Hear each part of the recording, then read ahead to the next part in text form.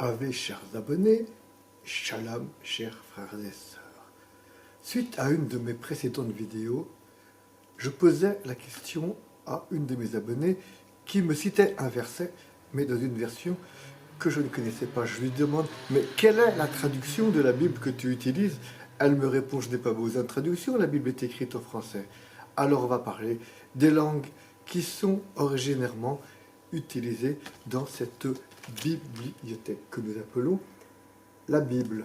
Eh bien, on va dire que pour l'Ancien Testament, la tradition orale a été transcrite en hébreu. Si on met à part les textes qu'on appelle sapientiaux, à savoir de sagesse, et aussi certains de poésie qui auraient été rédigés initialement en grec. Mais, comme je vous l'ai dit dans la précédente vidéo, vers le 2e siècle avant Jésus-Christ, 70 traducteurs ont écrit la Bible en grec, Bible dite des Septante. Et puis ensuite, eh bien, il y a eu des traductions en latin avec la fameuse Vulgate, et il faut attendre, pour l'avoir en version écrite, il faut attendre l'apparition de Gutenberg et de l'imprimerie.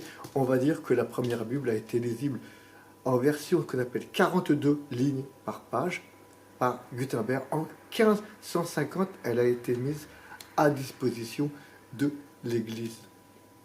Alors, il y a donc bien des traductions de l'hébreu au grec, du grec au latin, et puis de ce qu'on a appelé, d'un mot pas très bien inspiré, la langue vulgaire, à savoir la langue que tout le monde parle dans tel et tel pays. Et pour que chacun puisse y avoir accès, eh bien, il a fallu attendre, comme vous le savez, le XXe siècle, et pour que les traductions dans les langues vulgaires, donc de chaque pays, arrivent dans nos mains, il a fallu attendre le Concile de Vatican II.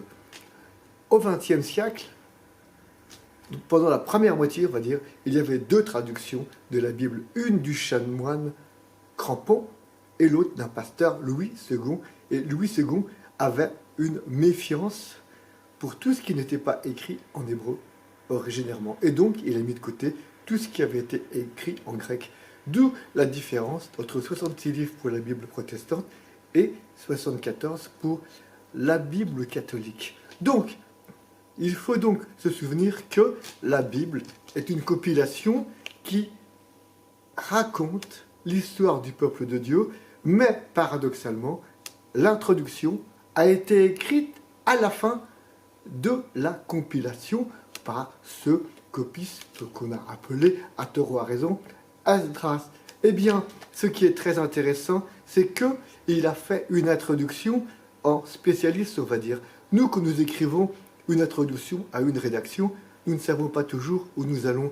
Lui savait où menait la Bible. Et donc, il a fait une introduction qu'on appelle la Genèse, avec des termes d'une puissance telle que on comprend beaucoup mieux ce qui va se passer ensuite.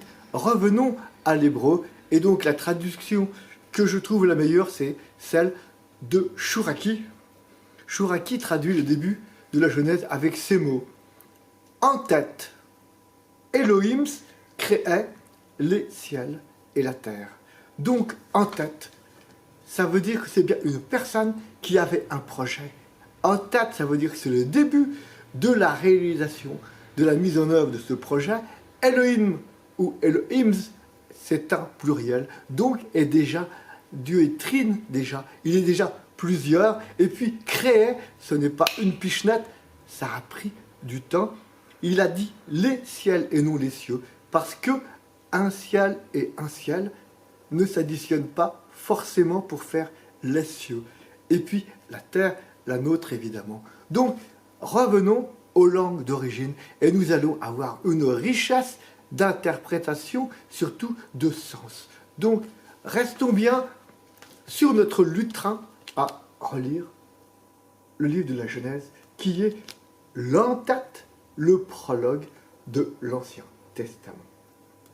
Chers abonnés, chers frères et sœurs, bonne méditation.